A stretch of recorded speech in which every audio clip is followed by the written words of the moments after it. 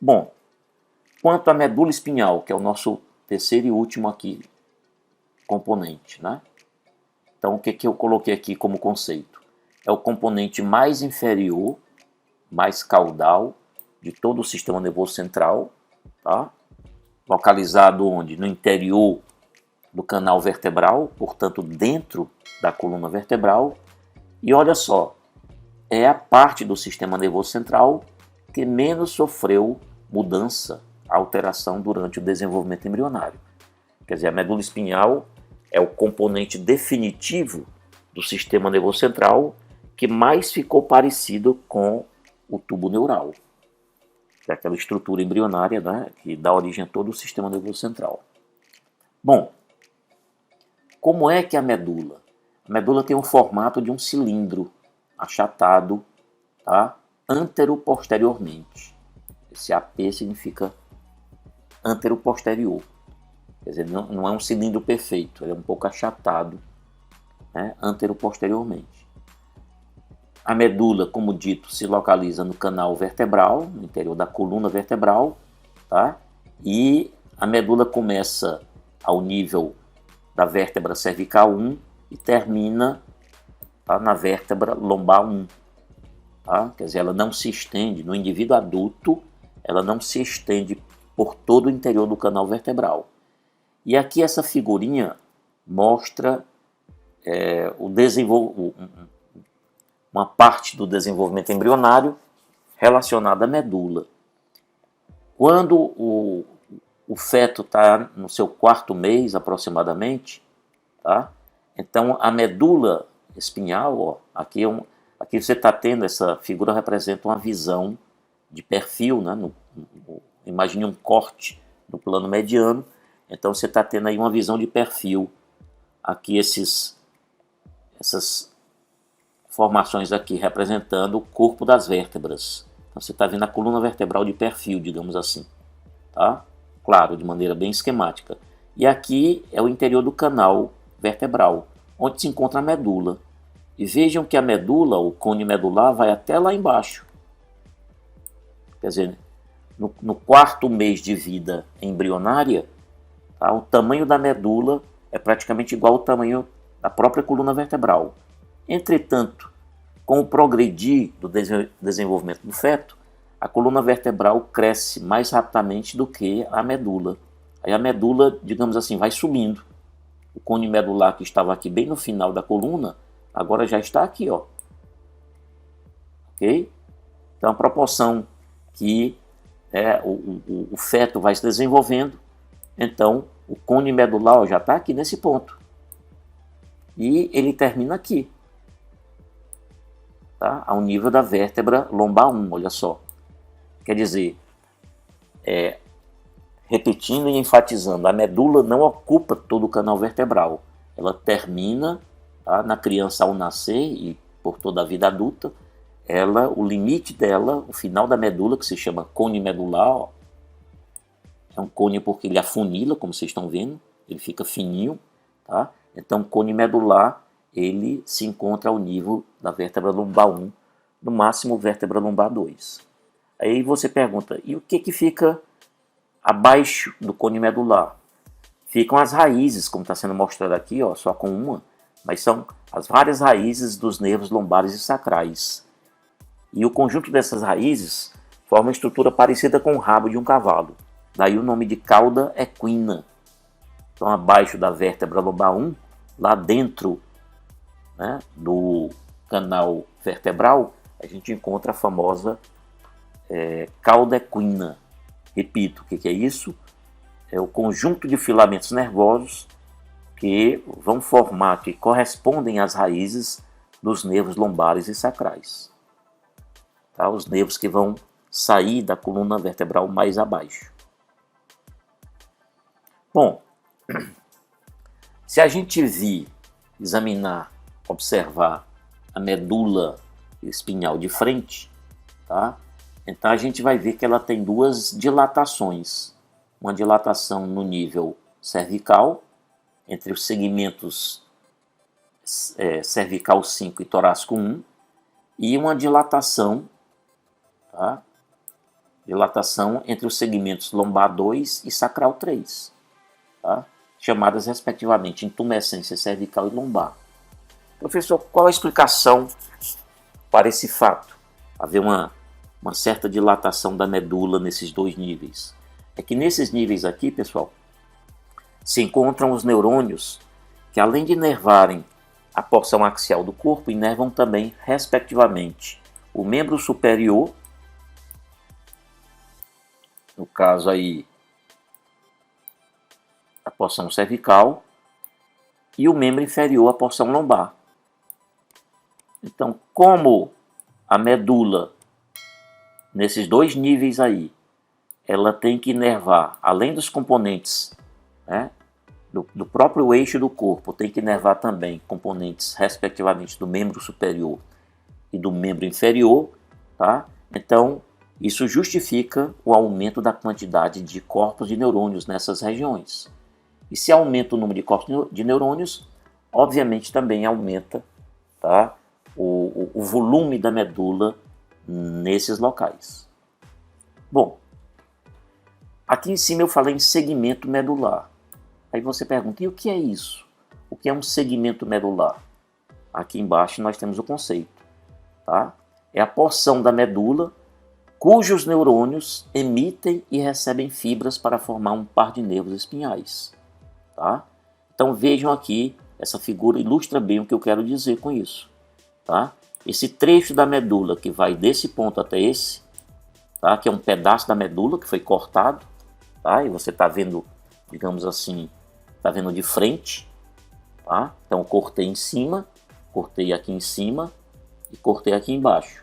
Então isso aqui é um pedaço da medula, tá? Então esse trecho, essa porção de medula, tá? Ela fornece fibras, está vendo aqui um bocado de fibra aqui, olha, saindo da medula, para formar o que, no caso aqui, é a raiz anterior ou ventral do nervo espinhal. E lá por trás tem a raiz dorsal posterior. Mais adiante a gente vai falar mais sobre a raiz ventral e a raiz dorsal. O fato é que a raiz dorsal se une com a ventral, tá? E formam o nervo espinhal. Tá? Portanto, toda essa região aqui da medula, tá? Essa região aqui no sentido vertical, toda essa área aqui da medula, tá? Contém neurônios que contribuem para a formação desse nervo espinhal. Portanto, isso daqui é um segmento medular. Se esse nervo espinhal é o nervo, por exemplo, C2, cervical 2, tá? Então, esse segmento de medula que serviu para formar o nervo C2 também vai se chamar C2. Tá? O que significa? Se nós temos, portanto, 31 pares de nervos espinhais, significa dizer que também nós temos 31 segmentos medulares. A cada par de nervo espinhal corresponde um pedaço da medula que contém neurônios que contribuem para formar aquele nervo espinhal. Ok? Isso é que é o que a gente chama de segmento medular. Bom, e aqui outro detalhe interessante. Cada segmento medular e, por conseguinte, cada par de nervo espinhal, pessoal, ele inerva uma parte específica da pele da gente, olha aí, da pele e do corpo como um todo. Tá?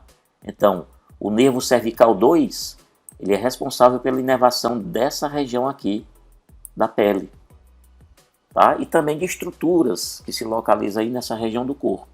O nervo C3 já é responsável por inervação dessa região da pele, assim por diante, tá? Então, isso aí é o que a gente denomina, né, essas regiões da pele que tem inervação por um determinado par de nervos espinhais, e aí você tem toda a distribuição, olha, do corpo, tá? A gente chama de dermátomo. Então, cada trecho de pele inervado por um certo par de nervos espinhais é chamado de dermátomo. Ok? Existe uma topografia específica para isso daí, como vocês estão vendo, né, nessa figura. Bom, enfim, são 31 pares de nervos espinhais, tá? Sendo que a medula é dividida em 5 partes. Tá? parte cervical, torácica, lombar, sacral e coxígea, tá? Então, a medula cervical, ela tem 8 segmentos. Portanto, da medula cervical, tá, formam-se 8 nervos espinhais. Tá? Portanto, são 8 nervos cervicais, 12 torácicos, 5 lombares, 5 sacrais e um coxígeo. Se você somar tudo, então nós vamos ter um total de 31 pares de nervos espinhais. Ok? Lembrando, repetindo, enfatizando, para cada par de nervo espinhal existe o segmento medular correspondente. Tá? Se eu falo aqui do nervo espinhal T8, tá? Torácico 8, tá? Então, significa dizer que existe o segmento também, o segmento medular chamado T8, torácico 8. Bom, e aqui nós estamos vendo uma figura bem ilustrativa da medula. Imagine aqui que a gente cortou, tiramos uma fatia de medula, tá? E estamos mostrando aí essa fatia um pouco inclinada pela face de corte. Isso é para mostrar, para dizer o seguinte, que a medula ela tem muita semelhança com o tronco encefálico, ou seja, na medula a substância cinzenta, portanto os corpos de neurônios, têm localização interna, ó, e tem um formato semelhante à letra H, tá aqui, olha. Então essa estrutura todinha aqui e unidas, né, no meio, tá? Elas constituem a substância cinzenta. Vejam que ela se localiza dentro, né, na parte interna da medula. E a substância branca, ela se localiza externamente. Tá? Se localiza por fora. Mas na superfície, portanto. Tá? A gente divide a substância cinzenta da medula espinhal, pessoal, em 3 colunas. Tem a coluna anterior, a coluna lateral e a posterior.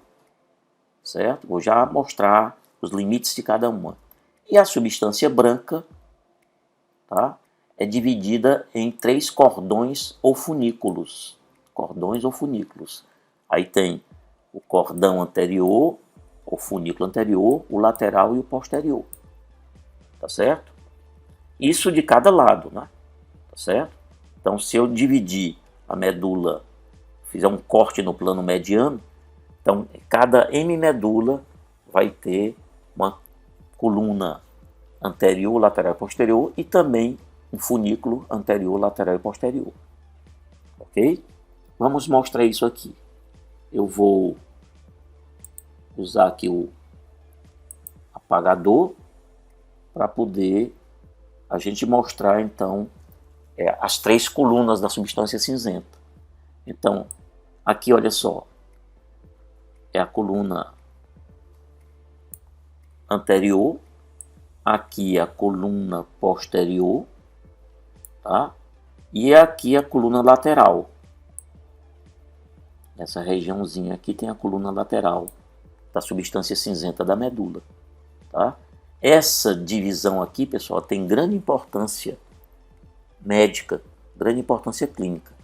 É que na coluna anterior se localizam neurônios motores, aqui na coluna anterior. Na coluna posterior, neurônios sensitivos. E na coluna lateral são neurônios, né, do sistema nervoso simpático. Portanto, sistema nervoso autônomo, tá? Ou também parasimpático, lá o nível sacral.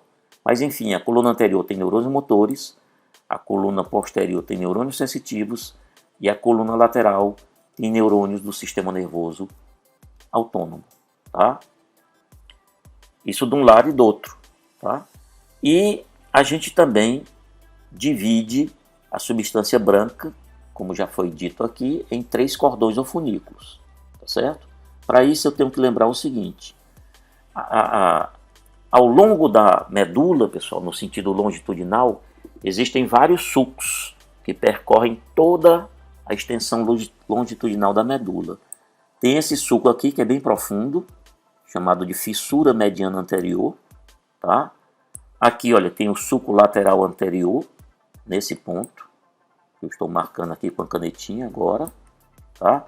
Lá atrás, exatamente correspondendo aqui à coluna posterior, tá? Nós encontramos o sulco lateral posterior.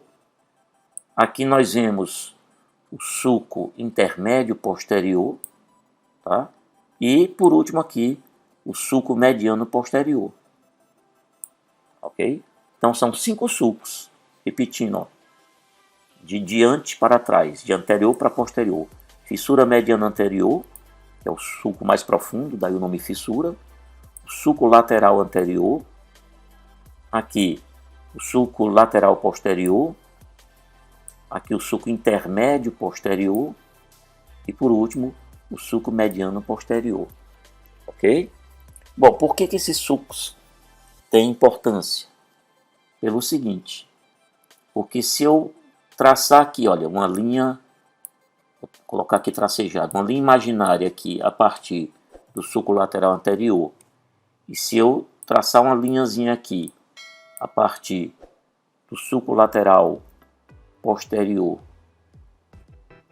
e aqui se eu progredir o sulco mediano posterior, então eu acabo dividindo a substância branca em 3 cordões. Tá? Aqui entre a fissura mediana anterior e o sulco lateral anterior, toda essa substância branca aqui, ó, pessoal, dessa região aqui, tá? Toda a substância branca que vai daqui até aqui, ó, tá? Forma o que a gente chama de coluna, desculpem, de cordão ou funículo anterior. Toda a substância branca, tá? Aqui do sulco lateral anterior até o sulco lateral posterior, essa área aqui todinha, ó, é o funículo ou cordão lateral. E essa outra região aqui de trás é o cordão ou funículo posterior. Tá? Sendo, mais um detalhe aqui interessante, o sulco intermédio posterior, que é esse aqui, ó, que eu vou prolongar, ele acaba dividindo o funículo posterior em 2 fascículos. Estão escritos aqui, inclusive. O fascículo mais medial chama-se grácio. E o fascículo lateral, esse aqui, ó, tá? Chama-se fascículo cuneiforme. Então, no cordão posterior, nós temos 2 fascículos. O fascículo grácio, tá? E o fascículo cuneiforme. Tá? Aí você pergunta, para que servem esses fascículos grácio e cuneiforme? Pessoal, eles contêm ramificações de neurônios, portanto fibras nervosas que sobem da medula até o cérebro, tá? Passando pelo tronco encefálico, né? Eles dão uma parada, né? Fazem sinapse no tronco encefálico e daí o impulso sobe até o cérebro. E qual é a função das fibras desses 2 fascículos, grácio e cuneiforme? Pessoal, a função é exatamente levar impulsos relacionados, tá, à chamada propriocepção consciente, tá, relacionados à vibração e ao tato fino, ao tato também chamado epicrítico ou fino. O que é isso, o tato fino?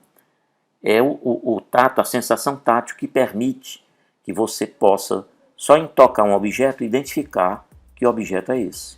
É o chamado tato fino, ou discriminativo, ou epicrítico. Tá? Então, todos esses 3 tipos de sensibilidade, o tato fino,